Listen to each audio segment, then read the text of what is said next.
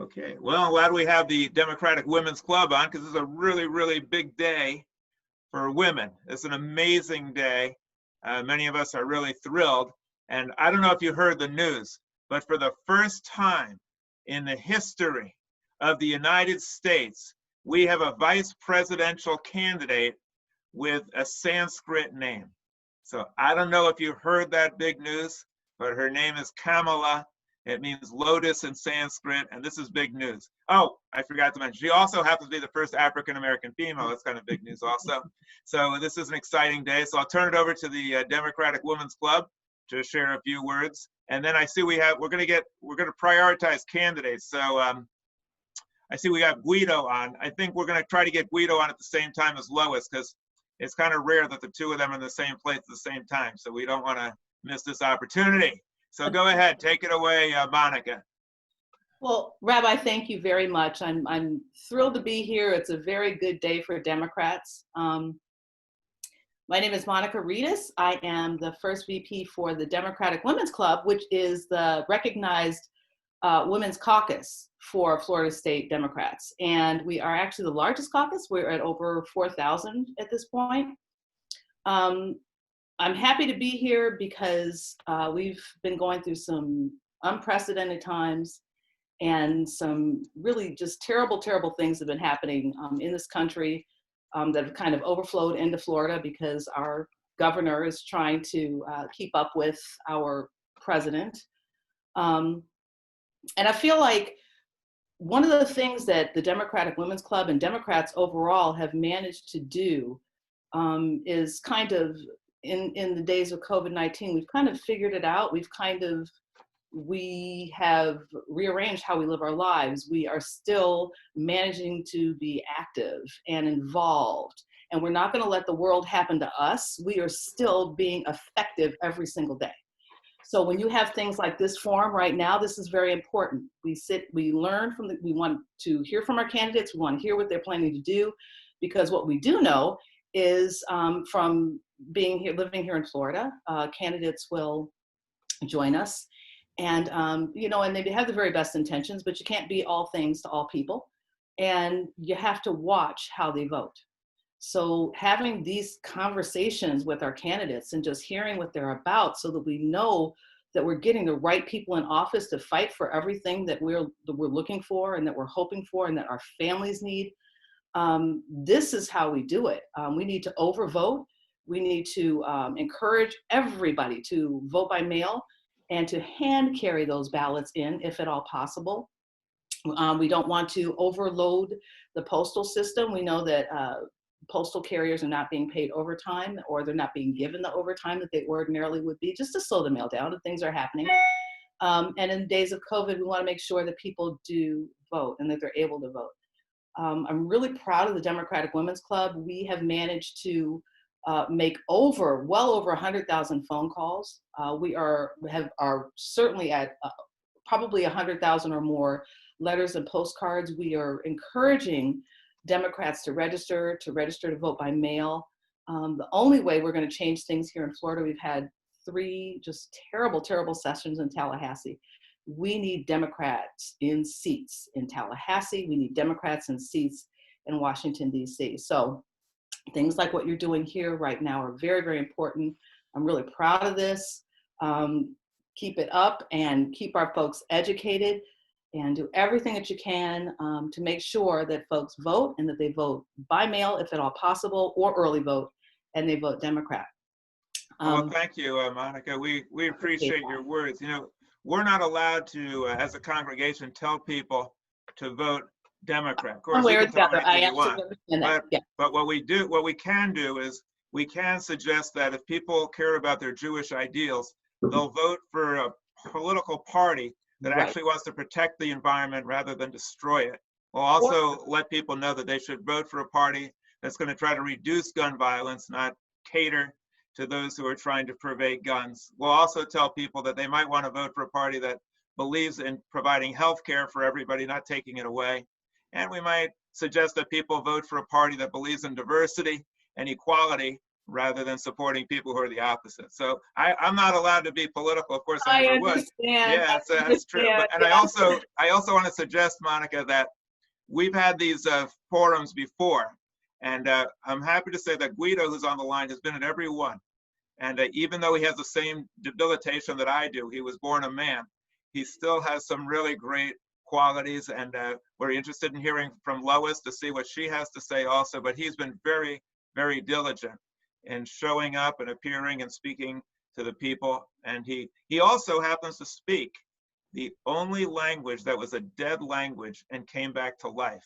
It was dead and it became a spoken language once again, which is the language of Hebrew. He would be the first one to speak Hebrew in the halls of Congress fluently if he was elected. So we're very interested in hearing what he has to say. And I know Lois has done work you support with women's rights also. So we're very interested in hearing both of those candidates. And I do thank you, Monica, for everything you're doing, for getting the vote out. We're with you. If we can help you in any way, let us know. We're here for you. Thank you very all much. right? This is fantastic what you're doing. I'm happy. Thanks, Monica. Now, thank you for being here. We appreciate it. Is Thank there anybody else who's, any candidates here other than No. Guido who wants to speak? If not, No. I have some candidate questionnaires. I sent out questionnaires and I have the responses if we don't have any other candidates other than Guido. Let's hear what those are. Okay, fine. We have Said Hussein, who wasn't able to be here, and he gave very concise answers. I think this is the only, I've rarely seen anything like this. Will you pledge to oppose any new development in the Ag Reserve? Yes. Just one word. Will you fight against the agenda of the NRA? Yes. Will you fight hard to combat climate change and oppose climate deniers? Yes. Will you fight hard to protect our planet? Yes. Will you work hard against Trump and his agenda? Yes. Will you fight your own party if they are doing wrong? Yes. Will you support universal health care for all Americans? Yes. Will you oppose anti-Semitism even if it occurs within your party or Black Lives Matter? Yes. Will you fight to end institutionalized racism in our society? Yes. Will you oppose those who want to end the separation of church and state? Yes. Will you support the important work of Planned Parenthood? Yes. Will you work for campaign finance reform? Yes. Will you reject any campaign contributions from the following: developers and developer interests, sugar industry, NRA, insurance industry, polluters and lobbyists who represent big business? Yes, for all of it. Will you work hard to establish ties with the other political party? Yes. Said Hussein, candidate for Florida House of Representatives, 91. And Monica, you're going to be surprised to hear this. He is a Republican. You might want to talk to him and see if you might have some influence on him, but we've had him here also. I have to say that Said is a young man with great potential, very honest. He gave straight answers. He's always been responsive, and I have a lot of respect for this young man and what he's all about. We also have another response I want to get to. By the way, Guido responded, of course, but he's here so he can speak on his own. But I have a county commission candidate, John Maples. He was not able to be here, but I asked him the same questions. Now you notice Said Hussein just said yes, yes, yes, yes, yes. Yes, now listen to the response from some others. Will you pledge to oppose any new development in the Ag Reserve? I am committed to ensuring that the original intent of the creation of the Agricultural Reserve is honored. Now, I served in political office, so I can tell you what that means in English. No, that's what he's saying. No, I won't pledge that, but instead, I'm not going to tell you no. I'll give you some kind of double talk. Will you fight against the agenda of the NRA? Here we go. I'm a proponent of the Second Amendment and its preservation. I recognize that the violence and loss of life caused by it every day has less to do with inanimate objects and far more to do with a burgeoning mental health crisis. I have in my local community leadership been a strong advocate for expanding local mental health resources, and as a commissioner, I will fight to shine a light on how we reduce violence without it infringing on the rights of the law-abiding citizens. When anybody who says, I'm interested in looking into mental health, that's code for I'm not in favor of gun control. Will you fight hard to combat climate change and oppose climate deniers?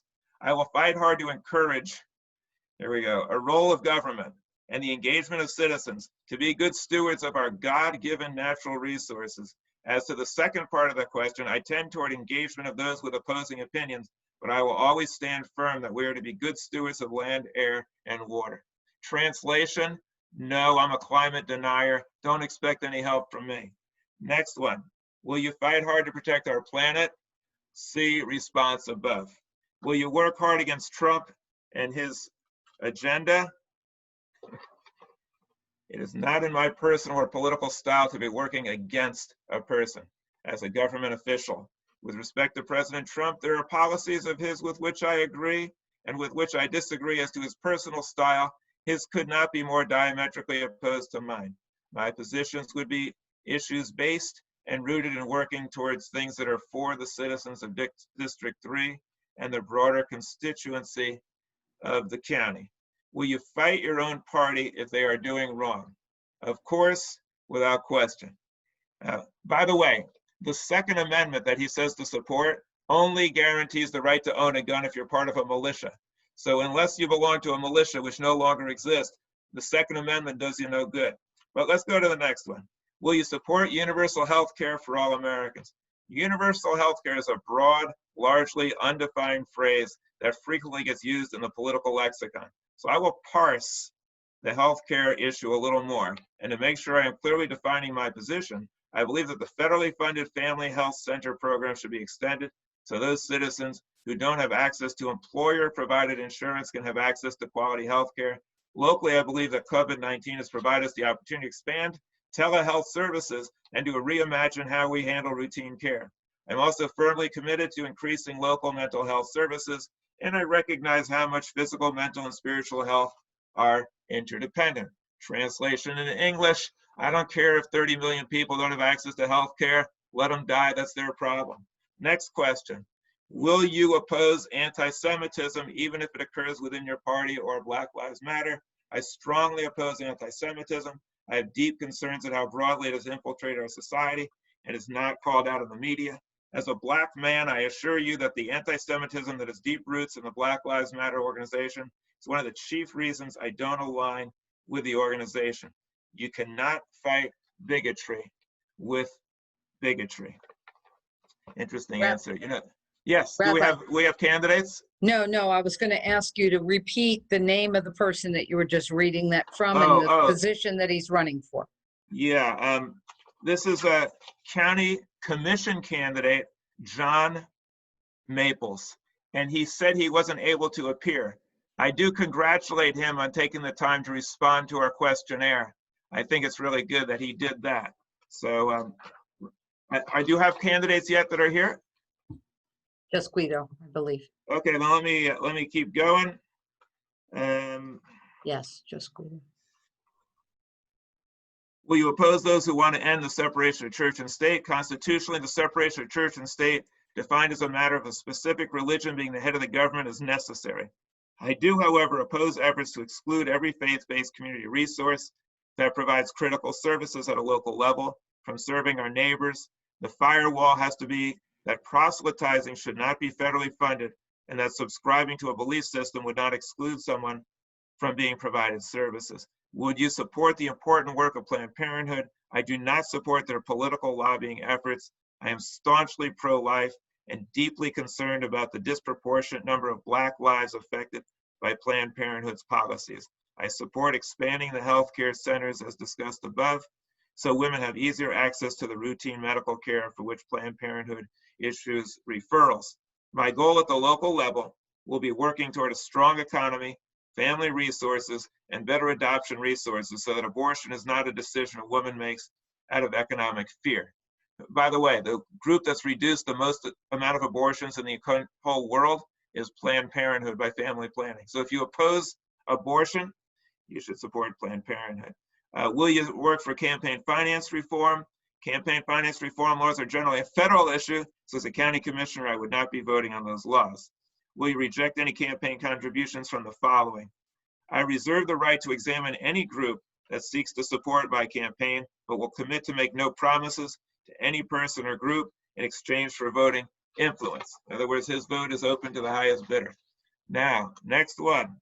Will you work hard to establish ties with the other political party? I will actively seek common ground and cooperation with everyone. One of my goals is seeking office is to bring a more thoughtful level of discourse, because I believe that much more is accomplished for constituents when we work together. Jonathan Maurice Maples, Republican candidate for Palm Beach County Commission, District 3.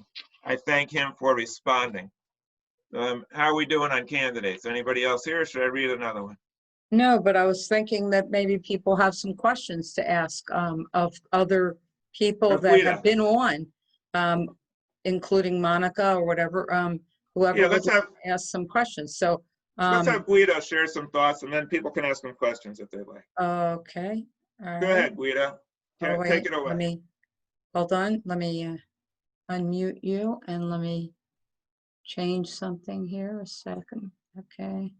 Let me make Guido. Okay, Guido. You're on. Can you hear me?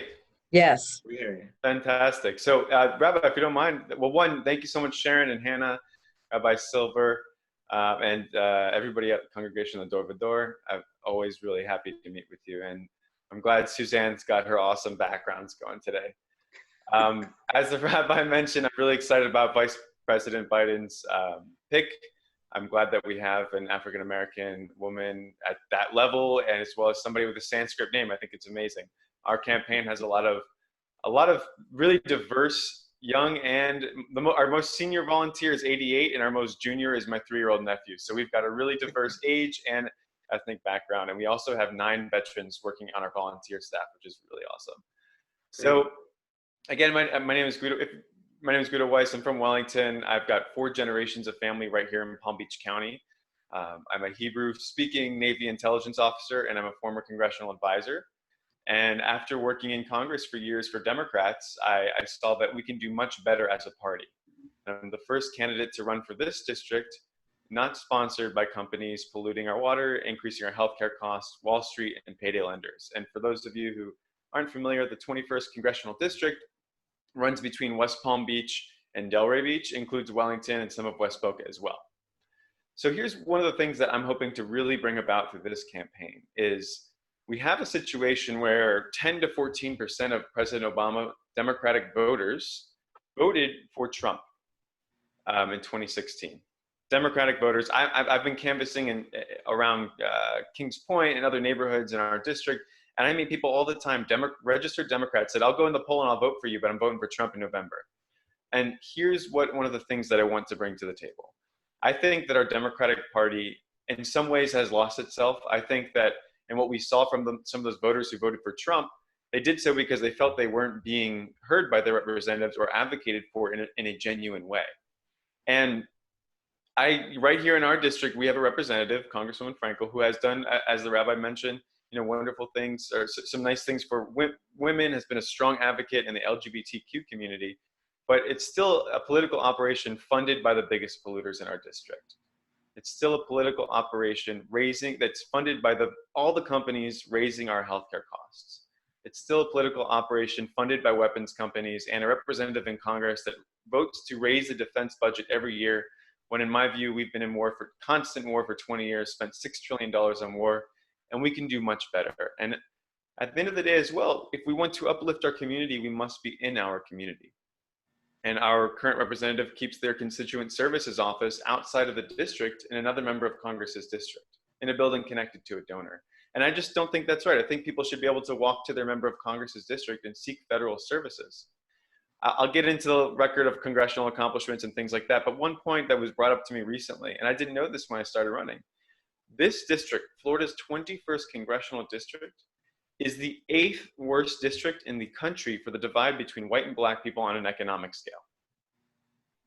8th worst congressional district in the country. And I think that's highly problematic, and I think it needs to be discussed more openly, and we need to be working a lot more towards policies that help change that record inequality. So I think that we as a Democratic Party can get back to our core values and begin working with people and neighbors again.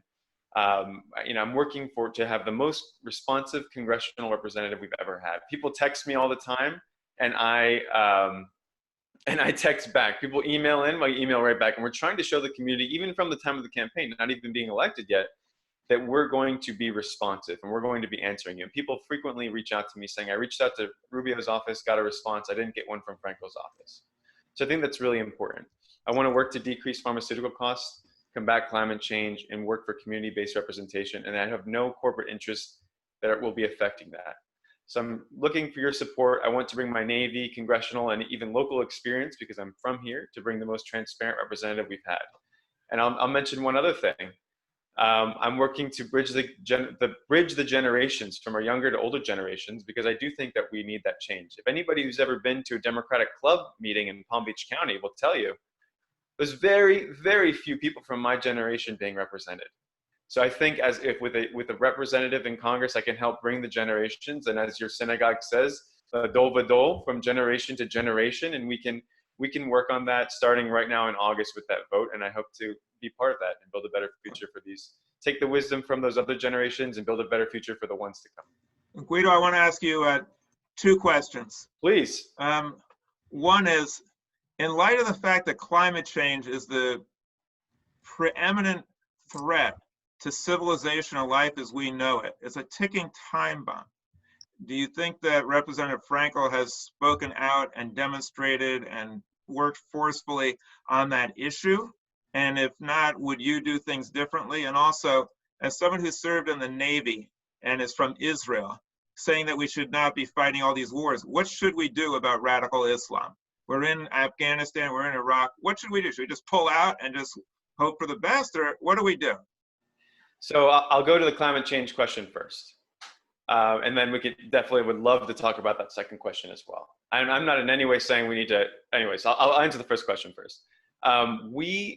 Representative Frankel is on some bills and has voted on some big Democratic ticket items that are for a better environmental future, but voting is not the only thing. We're talking about locally. Representative Frankel has been sponsored by the biggest polluters, our entire district, the biggest carbon polluters and the biggest chemical polluters in our district, minus transportation. That to me is something that is unacceptable. Representative Frankel, when I was on the Sun Sentinel Forum, I said, will you here now call out some of those sugar companies and other big agriculture companies that your campaign is sponsored by? And the question was diverted. Now, the other thing it will say is I'm an avid supporter of the Green New Deal, an entire economy approach that includes social justice related, to address environmental racism, but a whole of economy approach to bring us from a fossil fuel-based economy to a renewable and less carbon and more carbon neutral economy. Now we know what's out there. We have models out there working in countries and even in states in our country and countries overseas, but we're so far behind. And a lot of that has to do with actually a huge chunk of that has to do with corporate influence. Right. So what about Islam? No, that's not enough. She's not doing enough, and I will do far more. Now, in terms of war and terrorism, I'm not saying that we should not be strong on terrorism. I've experienced 2 wars in Israel. I've watched the Iron Dome go up over my head. I've been at the scene of a terror attack right after it happened in Jerusalem. I know what terrorism is because I've experienced it firsthand and had to run into the shelters, not 1, not 2, not 10 times, but dozens of times in my experience living in Israel. I don't want that ever for the United States. But there are certain wars that we've been in that cost, for example, in Afghanistan, $4 billion a month, and we've been there for 20 years. Are we keeping Americans safer by being there? I don't think so. I think that we need to have a really robust counterterrorism strategy globally, but I don't think some of these wars are paying the dividends in terms of our safety. I think in many ways they're causing more harm than good. And not only have we lost over 10,000 of our service members, over 1 million people have died in the countries that we've gone into. So Guido, yes.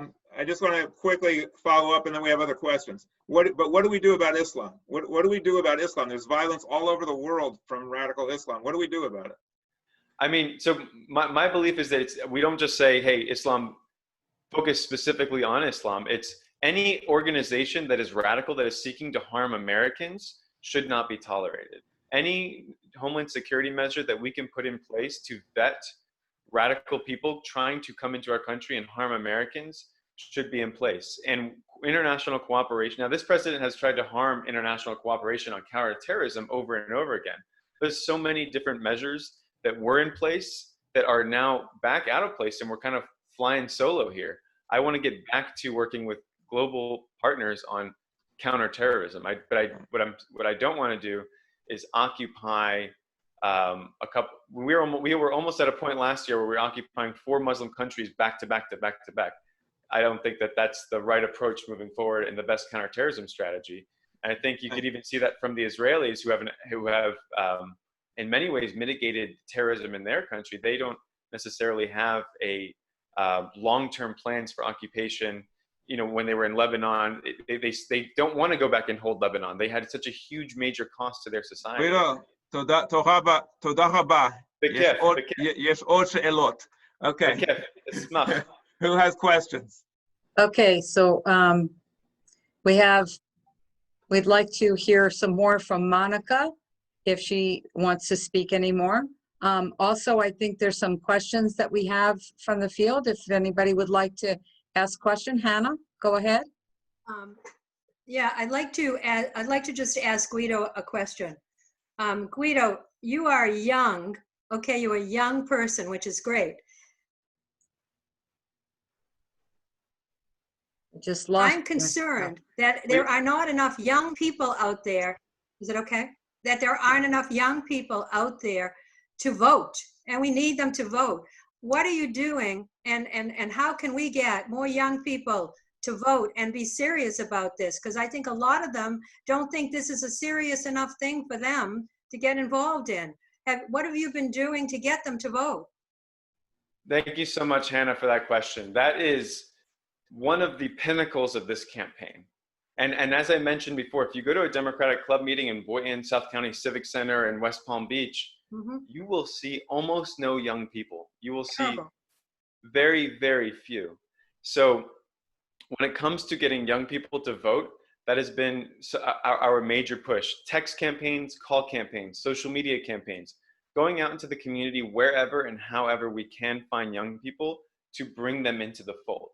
And many of them, I'll tell you what, it's unfortunate, many of those young people are non-party affiliates, which I respect, but they say, because, you know, neither party speaks to me, they're both corrupt. And that is something that I hear all the time from our young people. Yeah. So getting corporate influence out of our politics, giving Palm Beach County representatives. Here's another thing. If you go to Miami, go to a young Jewish event in Miami, you'll be shocked. You will see dozens and dozens and dozens of Latino Jewish people, Israeli and Americans at big Shabbat dinners that are 30 people long.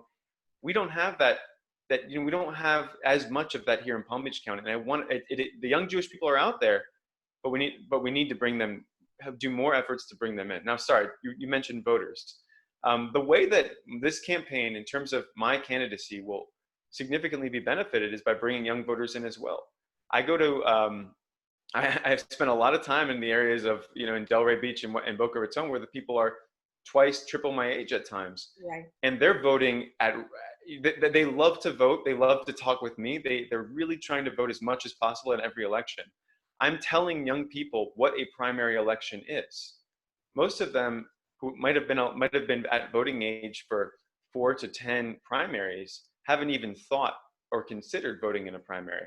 I do think, well, this is the last thing I'll say, I do think that vote by mail, which I've also been trying to encourage, will be helpful, because it's, you know, the ballot arrives at their home, and many of them have already wrote us in to say, hey, we voted for you. So I think that's another thing that will benefit bringing the younger generation into the fold. And if you were saw any of the social justice related protests in Palm Beach County, I was one of maybe 2 candidates that actually went there to have conversations with those young people. And over again, I had a stump speech: vote, vote, vote, vote. I wasn't just saying vote Guido, I was saying vote, because the primaries can frequently impact your life far more than the general, depending on the situation. Thank you. Okay, your constituent has arrived. So Lois is on the line. Rabbi? Representative Frankel, welcome to... Wait a minute, I just unmuted. Hello. Yeah. Very good. It's great to see you. Welcome to Congregational Va-Dor Social Action Committee Candidate Forum. We've heard from Guido a few times. Have you been listening in at all? No, you know what? right. I was doing another forum, believe it or not. It's been like a nonstop night. I can believe it. I'm sure you got a lot of them. But just Barry, share some thoughts. how is your son? Ari's doing great. He's doing wonderful. Thank you for asking. I know he did some work with you, and we'd love to hear from you. So tell us, if you could, take a few minutes and talk to us about your campaign, what you've been doing, and why people should vote for you. Take it away. Okay. Oh, hello, everybody. Hello. So nice to see you. I gotta look and see who's there. Hello. It's Emily. Hi. Oh my God, Emily. How are you? Very good. Oh gosh, God, we go way back. It's so nice to see you. Okay, so Thank you. Let's see who else. I'm just looking around. Okay. Well, I'll tell you, first of all, Rabbi, good to be with you and the rest of your congregation, and with you, Guido. Nice to see you tonight. So, Good to see you, Congresswoman. what I have been doing is I've been working on COVID relief, really. That's basically since March, I would say almost day and night. That's what it's been about. Very sadly, the disease has not been handled well by the president or by our governor. So we had the distinction of becoming the epicenter of the COVID virus. And, you know, listen, some things, obviously, I'm not going to blame either of them for the initiation of the disease, but it could have been better controlled. And so what I've been working on with my colleagues up in Congress is various relief packages. We need to get more money into testing so that we can get these tests done quicker and we can get more people tested. We need to, the word has to get out, and there's got to be enforcement on this mask wearing. I think there should be a national requirement of mask wearing, or at least Florida. We need to have a statewide requirement of mask wearing when you can't social distance. Because look, I'm looking at all of you. Raise your hand if you feel like you've been a hostage in your home. Well, my hand is up too. And it has been, you know, the ridiculous attitude of the president and the governor, I think, has resulted in young people living dangerously, and the rest of us are held hostage in our home. And, you know, it's just, even though we are probably many months away from a cure or a treatment or anything like that, we can still get this disease to be a manageable situation if people would respect themselves and respect each other. So, but Barry, what I've been doing, I'm sorry, Rabbi, do I have to call you Rabbi Barry? Barry is fine. Barry and I go way back. So, you know, here's the thing. There's still so many people who are suffering, not only from the illness itself, but so many people out of work. People who have never had a day off out of work in their lives, who've never had their hands out in their life, who almost like this lost their job or lost their business. And look, I think it's important that we get people back to work and we get our kids back to school, but we have to do it safely. And so until we can get this disease, you know, manageable, and we can get people back to, we're not going to get a normal life yet, but people back to work and kids back to school, government has to step up to the plate and help people who have lost everything. And that's why we've been working, the House, we passed what's called the HEROES Act to continue the unemployment assistance till the end of the year, to get more money directly into people's pockets, to help people subsidize their health care and pay their mortgage or their rent, put more money into food assistance, things like that, so that people can live until we can get back, getting our society back going. So that's mostly what I have been working on every single day. Congresswoman Frankel, just a few questions for you. Okay. You know, there was a TV commercial a long time ago where they showed this Native American. He had a little tear in his eye as he was looking at what was going on with the environment, how it was being destroyed. So Ari and I, we drive up and down 441 from Boca, and there's like a tear in our eye every time we see another development in the ag reserve. We're just really sickened by it. And I asked Guido, would you pledge to oppose any new development in the ag reserve? And he said unequivocally, yes. You've been in office for a long time. I was just wondering, what are you doing to stop this paving over of paradise and to stop the agricultural reserve from being destroyed, our source of fresh fruit and vegetables and greenery? What have you done, and what commitment will you make to take a stand on that issue? Well, let me just say this. That's a county commission. Obviously, that's a county commission decision, what happens in the ag reserve. But I feel like my entire life, when I was a young student protester in the 60s, protesting for environmental change, and the state legislature, Barry, where you and I served, and of course as mayor, and now in Congress, that I've always been on the side of environmental justice and clean environment. I sit on the subcommittee called Energy and Water, and on that committee, we have funded now for the last 2 years the most money ever for Everglades restoration.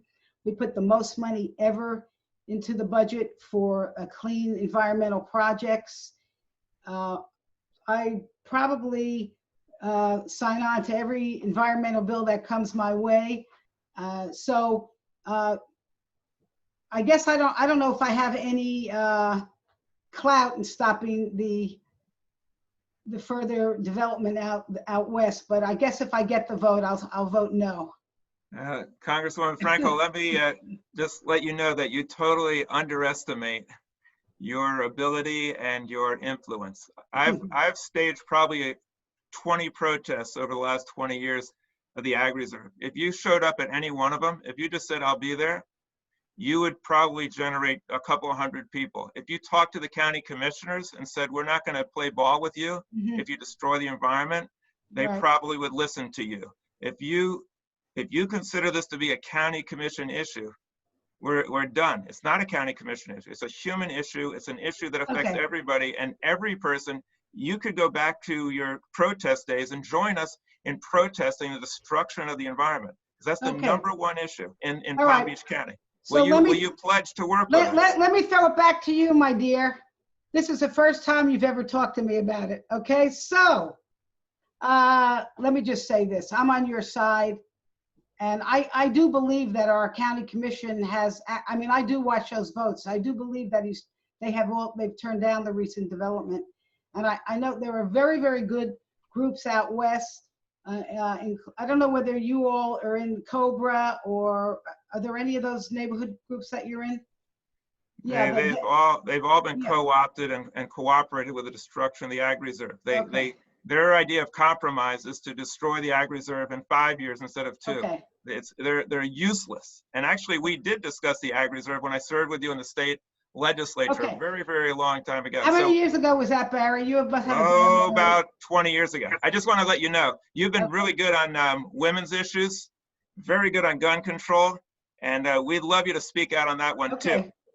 We can talk about it. Go ahead. Is there anything else you want to ask Guido, or Guido, do you want to ask Congresswoman Frankel anything? Go ahead, Congresswoman Frankel. What anything else you want to share with us? Yes. Okay. Certainly. Go right ahead. Well, here's what I would like to do.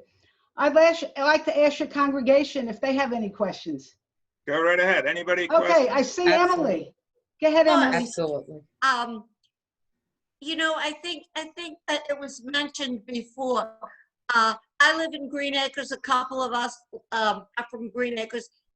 This district that you guys are representing has a big disparity of income from the very low to the very high. How can you adequately represent a district as diverse in economics as this? You know, that's always a challenge, but listen, here's what I think. First of all, you know, part of the role of being a representative is you represent your district. I will say this, most people who are well off and take care of themselves they are pretty good on their own. I like to think that government is there for fairness, for making sure we can get access people to health care for people, protect the Social Security and Medicare. If people are in need, if they need food assistance, we try to make sure that they have the benefits for that. I mean, this whole fight, this whole COVID situation is a very perfect example how it's disproportionately affecting people who are poor, people of color, no question, because they don't have insurance, they are being first to lose their jobs. And so it's just a matter really of priority and trying to take care of people who are in need. But there are certain issues that it doesn't matter what your income is, right? Or your color of your skin, whether it's protecting the environment. I like to fight for women's access to full reproductive care. I think most of the people here today are past the childbearing age, but you have daughters and you have granddaughters. So I have always found that it is my progressive values that sort of lead the way. Emily, what do you think about universal health care? What's your thought on that? I'm for it. I want to show someone. I want to show something to everybody. This is what I live for. Very nice. Very nice. Any other questions? questions? You know what? It's more than very nice. It's about, for me, it's the best part of my life is my little grandchild, and just making sure that all of our grandchildren are going to grow up in a society that is fair to them and that is clean and just. I said, Hannah, hello, hi, how are you? You got a question? You got to unmute. Yes, I was very impressed when I called your office to schedule you. I noticed that there were several people in the office that were doing all kinds of different things. And I wondered if you would explain a little bit about all the things that you offer in your office. I mean, I wasn't exactly sure what they were, but I knew they would help your constituents.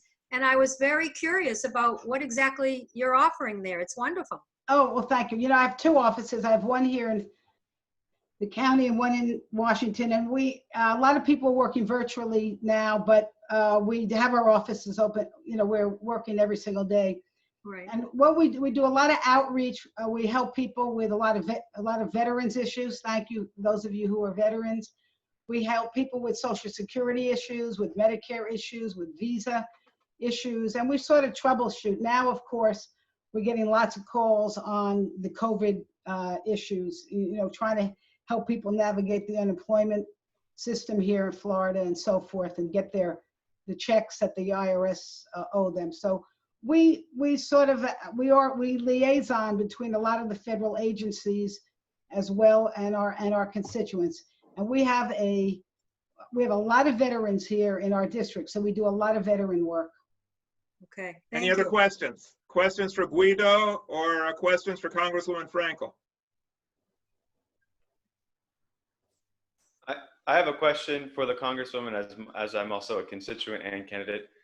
Congresswoman, would you commit to stop taking corporate and special interest money?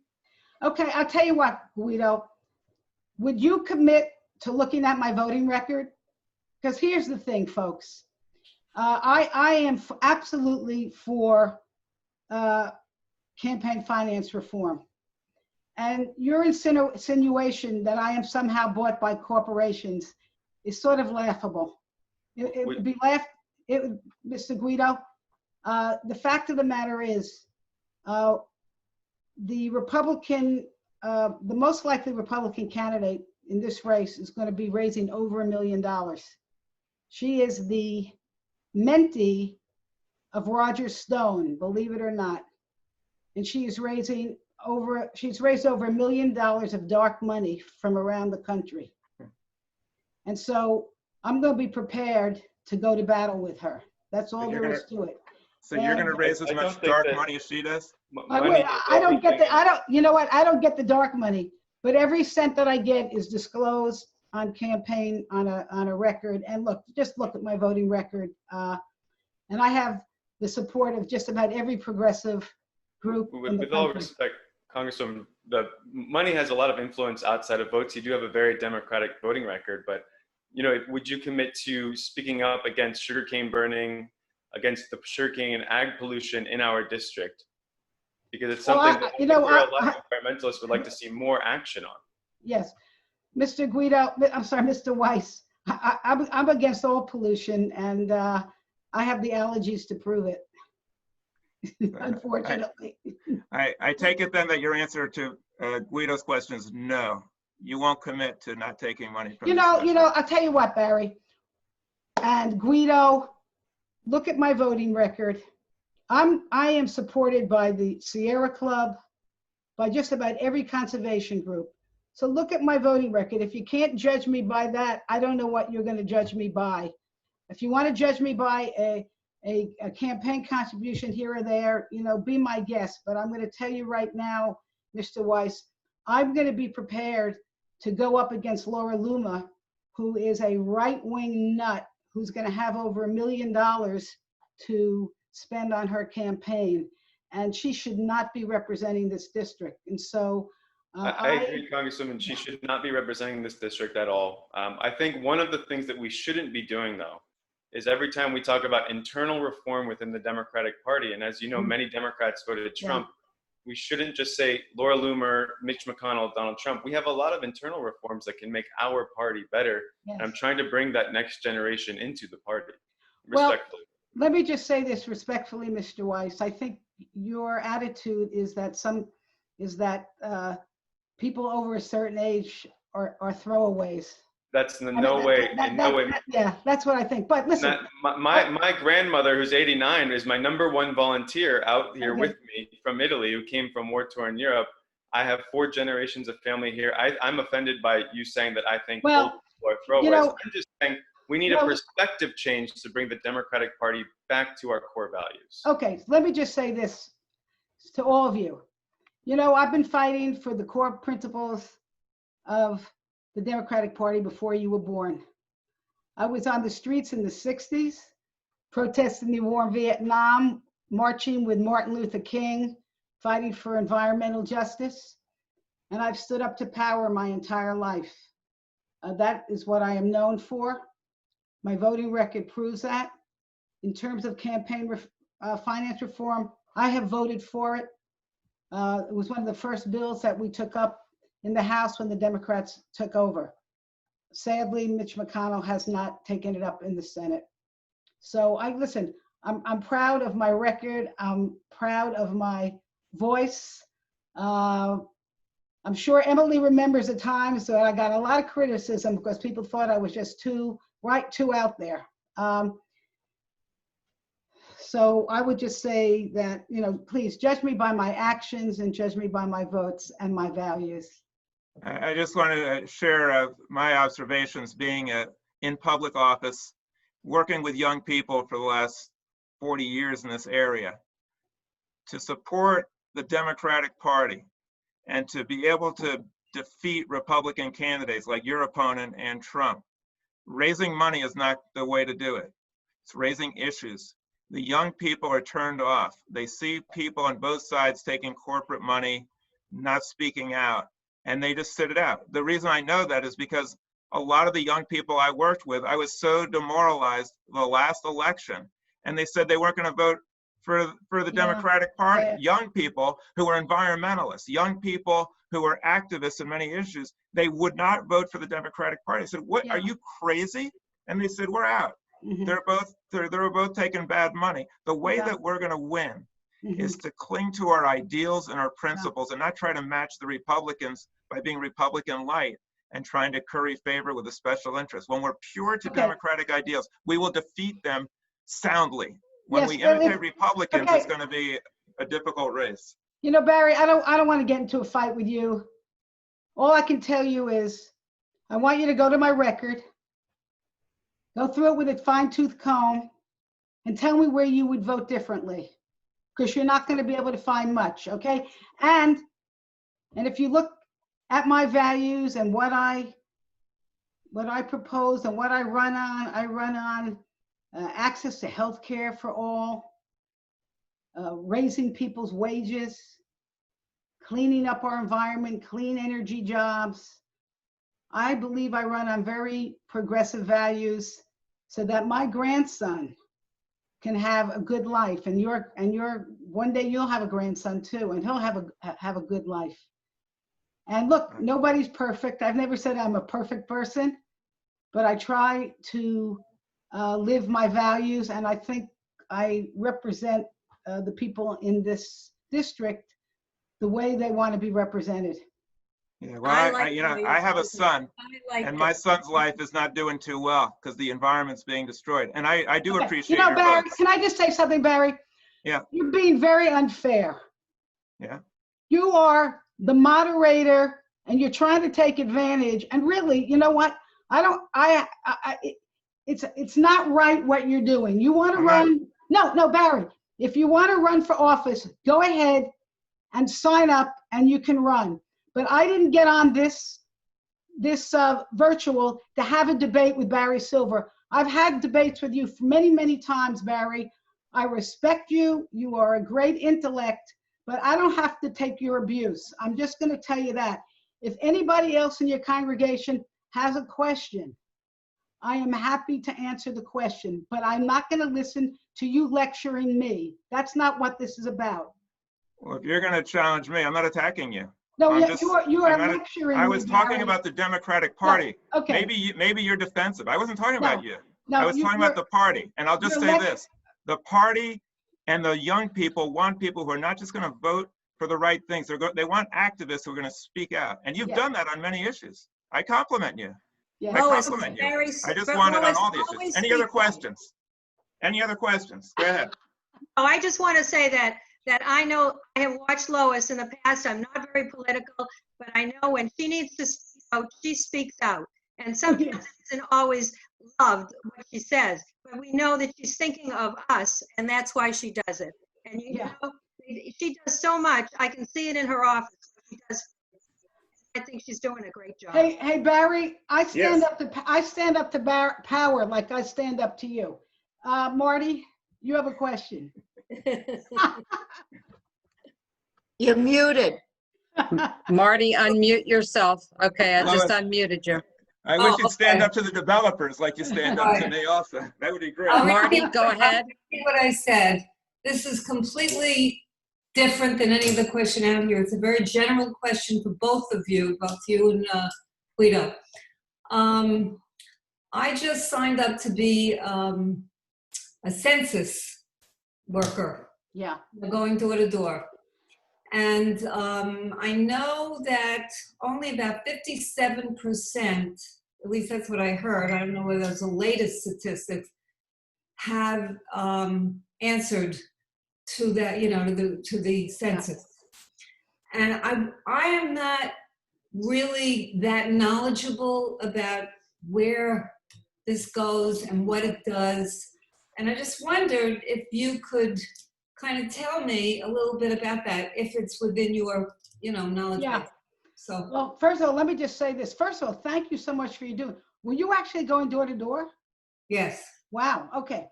So the census is probably one of the most important things that we do every 10 years. We take the census, and really, it is the outcome of the census will determine resources for where we live, federal resources, and the number of representatives that each state gets. So you really want to count every person who is living here. It's very important. And as you may know, the Republicans are trying to stop it. And in fact, the Trump administration just cut off the date of the census activity. So that there will be a court challenge on that. So I think that's where it's going to go. I think it's going to go to court because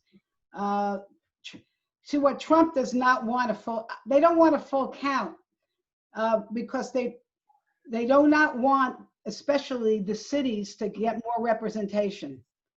That's the balancing act there. They rather see more representatives in more of the rural states.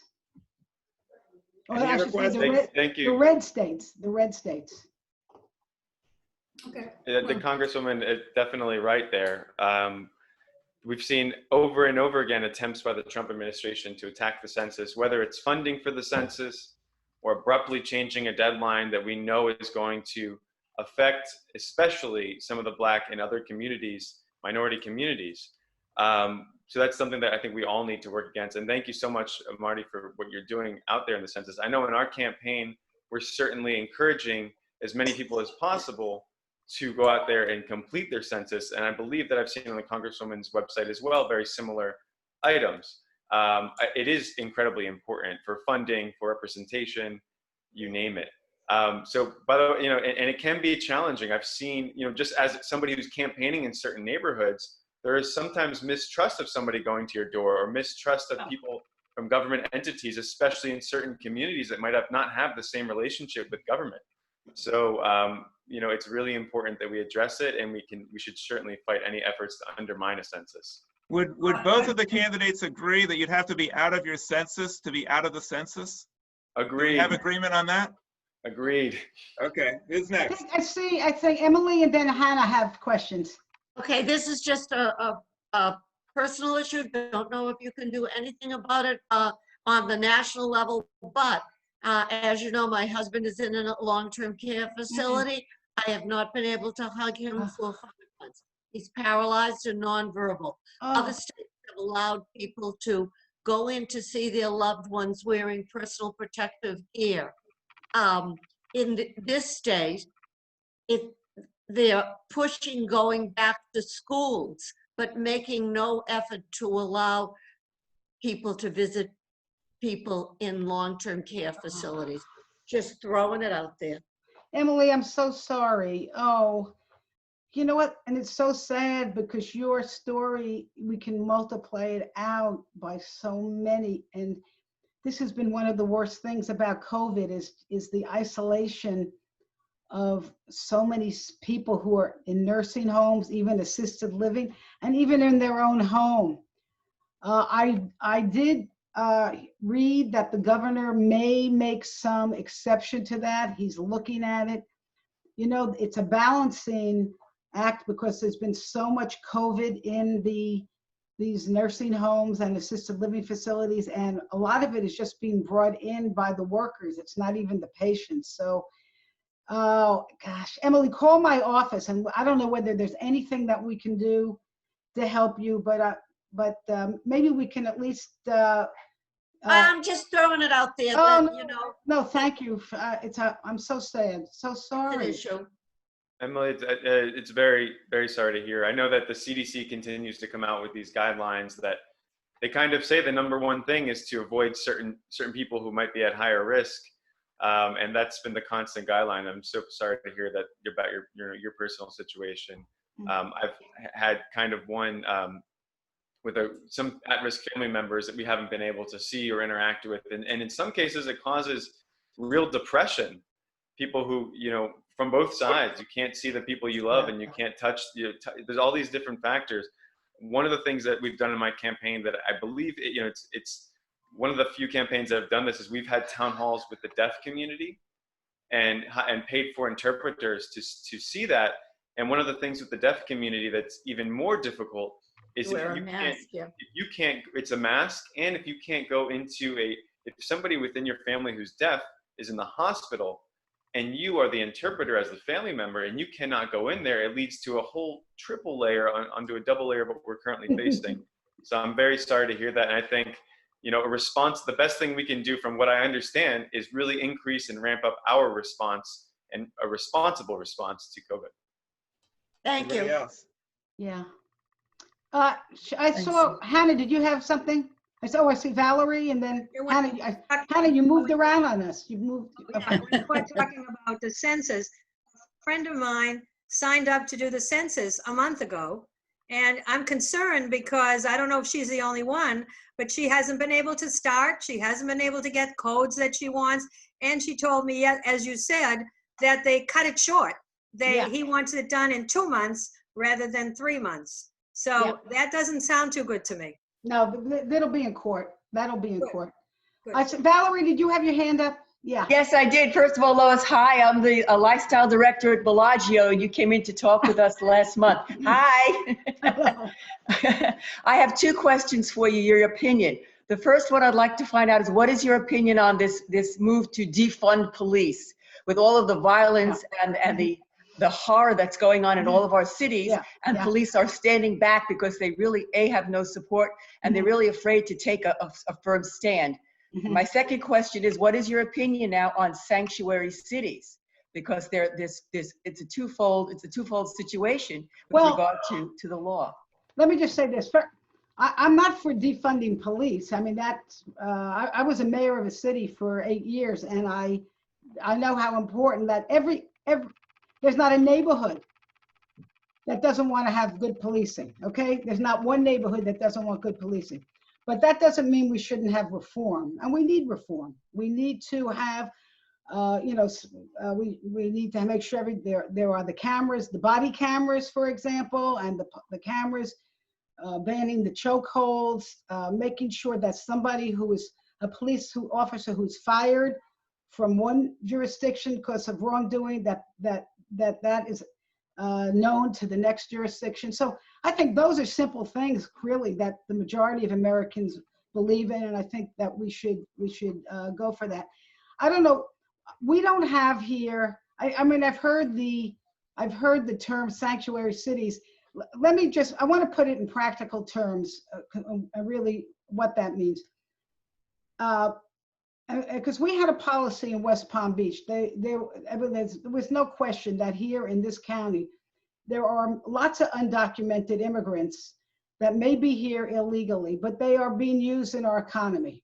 That's all there is to it. They are used in our economy, probably at Trump's golf course, but they're used in agriculture and at hotels and so forth. And, one of the questions that always came up is, if somebody is robbed, and let's say they are undocumented, should they call the police? And the answer is, of course they should call the police, because if they're being robbed and the robber goes free, then somebody else is going to get robbed. So you want to have a situation where people can report crimes without fear that they themselves are going to be arrested. And I think that is really the practical interpretation of all that. But I don't think we have here, I don't know, in Palm Beach County, we don't have a sanctuary city. Lake Worth is a sanctuary city. No, I don't think so. Depends how you define sanctuary city. Yeah, I guess. I want to ask you a question also, and then for both of you. Congresswoman Frankel, I talked to Guido about what do we do about radical Islam? We're in war in Afghanistan, doesn't seem to be doing much good. What do we do about radical Islam? And then I want to ask both of you to respond to, are you concerned about the anti-Semitism within the Black Lives Matter movement? And should the Democratic Party speak out about that? So Congresswoman Frankel, if you could answer those, we'd be much obliged. Well, I think we should always speak out against anti-Semitism, whatever the movement. I don't think anti-Semitism isn't just in a movement. I think that but you want to separate out Black Lives Matter from, there may be people in that movement and other movements who may be anti-Semitic. My policy is, when I say anti-Semitism, I speak out against it. We had a situation in Congress where I thought one of my colleagues was made remarks that were anti-Semitic. I not only spoke to her, I spoke out against that. And I think that's just a policy. If you see it, you say something.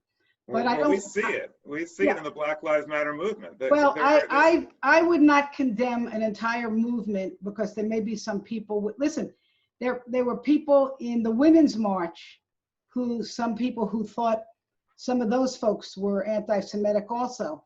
So I mean, yes, if you are anti-Semitic, you should speak out against it. But I don't want to brand an entire movement. And when we talk about Black Lives Matter, I think it's the concept of justice and having fair justice for everyone. There is systemic racism in this country.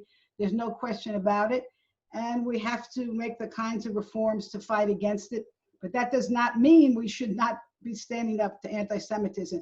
And there is all too much of that now throughout this country and also throughout the world. What about Islam? What do we do about dealing with radical Islam in Afghanistan? Do you have any thoughts on that?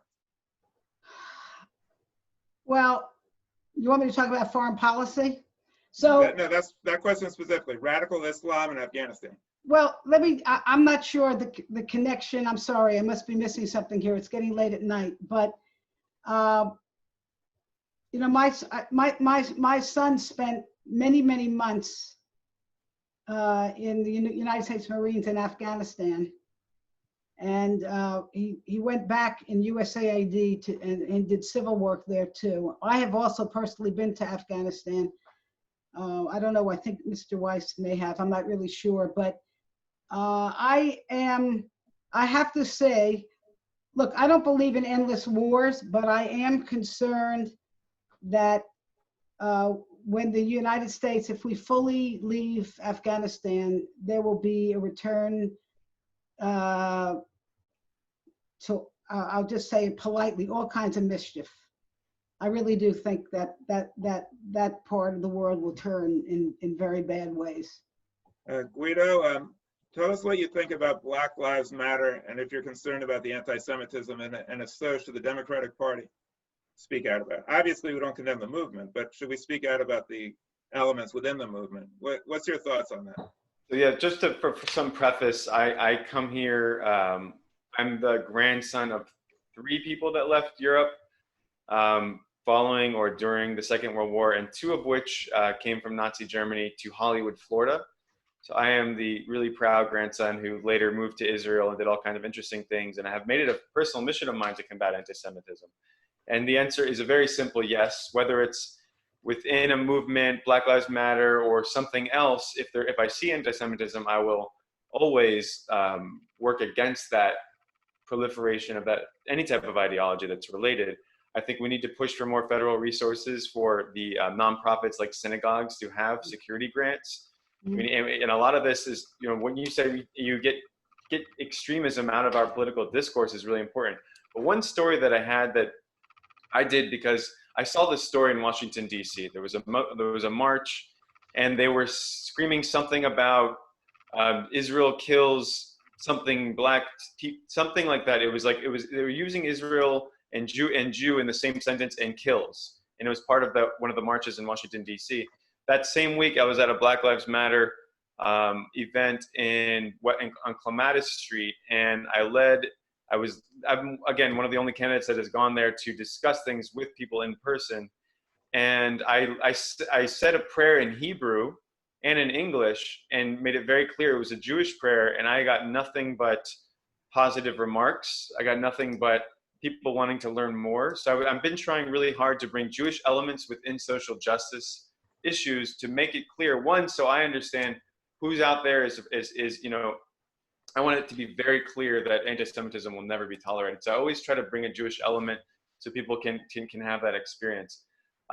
Just another thing, just in terms of social justice, since we mentioned the subject, I think that the biggest thing we can do on issues like social justice, on issues like gun control, is again campaign finance. That the House, and I don't mean to, everything comes back to this issue. The House passed some really nice gun safety legislation bills, and the Representative Frankel did vote for them, and that's wonderful. But until we can get the NRA off of Congress, we can't get, a lot of those won't get through. And we start doing that by changing how our political system is funded. If you were able to take away the mechanisms for organizations like the NRA or big agriculture or fossil fuel industry to impact politicians, you would see a lot more progress on these issues. Private prisons donated $1 million to President Trump's inauguration, and there you have President Trump going and saying, lock them up on Twitter, yelling it, screaming it. That is a clear, you know, that's kind of, you pay for one thing and you get another, and you know, those prisons, for them, it's a calculus. We invest this much in this politician, and we're going to you know, see a big return on investment if they invoke, you know, work for the policies that give us a 10% increase in revenue that year. And it really is a business model, and we need to work to, you know, change that system. You know, it's incredibly important, and it's all part of the same picture. Well, when I was in Tallahassee, I was told that an honest politician is someone who, when they take money from a lobbyist, does what the lobbyist wants. If you don't do what they want, that's dishonest, because you're taking the money under false pretense. Oh. Is there anybody else who wants to weigh in on this? Any questions? Or do you want to make final comments? Maybe we could let the Congresswoman and Guido take a few minutes to sum up and share their point of view. Okay, thank you. Is that good? First of all, I love Drew's picture. I love the cat. Thank you, Drew, for showing us your cat. Well, listen, I'm going to end on a good note today, because I think today was a great day. It was an historic day, because Joe Biden selected Kamala Harris as his running mate. First time ever in the history of our country that we will have a Black woman who not only is running for vice president, but I believe will be vice president.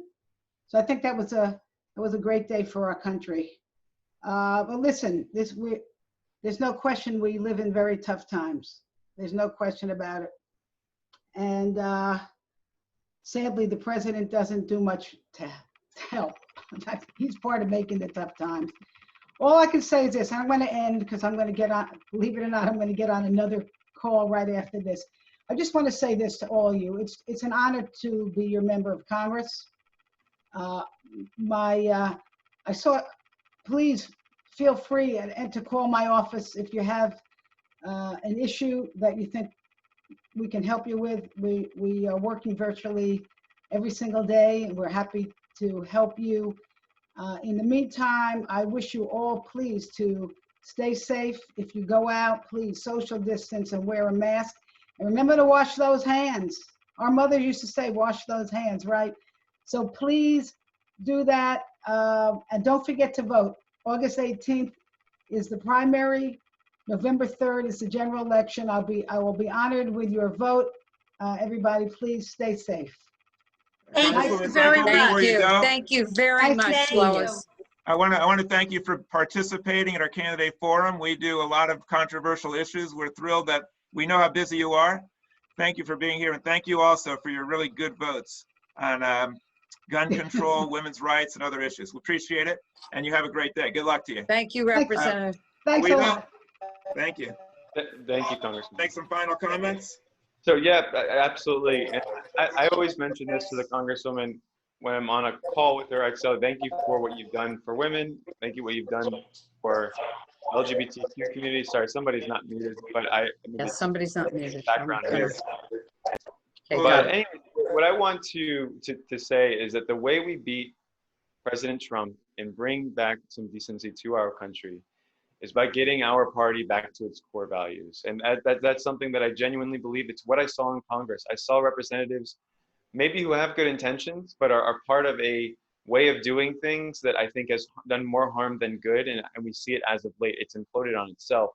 And that's why a lot of people in my generation aren't involved. And I think that we need to stop taking money from the polluting industry, stop taking money from the pharmaceuticals that are raising prices, and then we can really advocate on behalf of the district.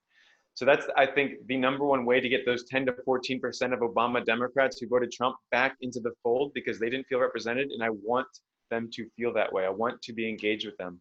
I want to move our constituent services office back into the district. I think it's incredibly important that our member of Congress is in the district and not in another member of Congress's district. And I want, again, to take my Navy congressional and local experience, that, you know, being the candidate who grew up here and went to these schools, I really know this community, and I'm going to do everything I can to be aggressively fighting for you. So I always thank you for your time. Thank you, Rabbi Silver and Sharon and Hannah and everybody who was involved. And again, thank you to the Congresswoman and her staff for being on board tonight. I don't want this to be in any way a campaign on personality. I want it to be a campaign on a way of doing things. I want this to be a campaign on how can we improve internally to make the situation better for everyone. So thank you. Guido, I want to thank you for being with us so often, and I'll share with you some words that I'm sure you know. Al tikach shochad, right? Don't take a bribe. A bribe blinds the eye of the wise, twists the words of the perspicacious, and a campaign contribution from people who are destroying the planet is legalized bribery. And I thank you for not accepting a bribe, not compromising yourself, and setting an example for young people. I hope that they will continue to respond to your call for integrity in the Democratic Party. That is how we will restore decency to our party and to the country, by refusing to compromise ourselves with money. Thanks for being here. We appreciate what you're doing. Keep up the good work. Thank you so much, everyone. And if you ever want to get in touch with me, you can text or call the number on the website. It goes to my phone personally, and I will do my best job to get back to you as soon as possible. So please always, if the website is voteguido.com, reach out whenever if you have any questions ahead of the vote. Many of you have probably already voted by mail, but if you haven't yet and you have a question, please reach out. I'll give you the best and answer, an honest answer to any question you ask. So thank you again. Have a great evening. We have people that vote by male and by female. Good seeing you. Thank you. Shavuot Tov. Rabbi, Thank you so much. we have saved this. Toda. Thank you so much, Guido. We have Mr. Hussein on the phone and on the call, so I think he deserves the time to speak. I know it's kind of late, but at least he could have a couple of moments. Aside, I just want to let you know I read your answers to the questionnaire. Yes. And we were really impressed that you gave a straight, direct answer to the point on every one. Tremendous answers. We appreciate that very much. You know, the simplest answers is a yes or a no, not in between. We appreciate that. So hi everybody, my name is Syed Hussein. It's a wonderful time to be here. It's a wonderful time to be an American. You know, I'm running to be your next state representative here in Boca Raton, Delray Beach, and Boynton Beach. You know, I'm an environmentalist first, and I'm proud to be supported by the Blue Pack, Boca Raton Chamber of Commerce, and the Boynton Beach Chamber of Commerce. As an environmentalist, just because you're an environmentalist doesn't mean you're anti-business or the other way around. This shows that being an environmentalist is a winning argument. Protecting and preserving our agriculture reserve, fighting for the healthcare rights of all people, so that senior citizens don't have to choose between pills, AC, or, you know, this is ridiculous. I went to Kings Point today and I was giving out people some soap, masks, and things like that. And these are the life decisions that these folks have to make. And it's very sad, it's very touching to me to know that if elected as a state representative, that these people can call me personally and I could advocate for them on their behalf. That is what a real state representative is about. I am all for protecting all people. And even though my name and appearance might be strange, I say that just look at me as a young person like their grandchildren and give me an equal opportunity to be your next state representative. And that's my little introduction, Rabbi. Thank you so much, Syed Hussein. Anybody want to ask him any questions? All right. Monica's still on. Monica, would you like to say any closing remarks or anything? No, I just want to say, that I've absolutely enjoyed my time with you. Syed, is that how I pronounce your name? Syed Hussein. Syed Hussein, yes. I'm going to watch you. I'm going to watch you because I've actually, this is the first time I've heard you speak. I live in Brevard, but I have a lot of clubs down your way. And I actually, I like what you were saying. So I'm gonna keep my eye on you and see what we can find out about you and see if there's some way down the road, maybe we could do some work together. But I just wanted to say, I thank you for my time with you this evening. And please, when you have these forums, I thoroughly like your questions. I like your questionnaires. You're direct, you're to the point. I love Rabbi Silver. I loved how you took the questions and you went through them and you gave your opinion because I was right there with you. And I appreciate that. At any rate, thank you so much. Our Democratic Women's Club, we actually have a few clubs down your way. I would love it if you would go to dwcf.org and have a look at our organization. Mr. Hussein, I would ask that you do the same and call some of our presidents from your area and see if you could get in a club and have a conversation with our ladies. Absolutely. As long as you're speaking to our platform, we're gonna help you. We're gonna help you. Monica, I want to thank you for being with us, Okay. and also for being so open with Said Hussein. And I think that we can reach across the aisle with him. We need to reach across the aisle. Exactly. It's a great opportunity. And we have a social action committee that shares all the issues of the Democratic Women's Club. So you can work with us. Very much. I looked you up, sir. I looked you up, and I'm gonna keep my eye on you because it's really important that we do that. It's very important. Yes. Thanks so much. Have a good night. Have a good night, everybody. Thank you, everybody, for joining us tonight. I appreciate all of your time, and I think it was a very good discussion. Thank you very much for coming.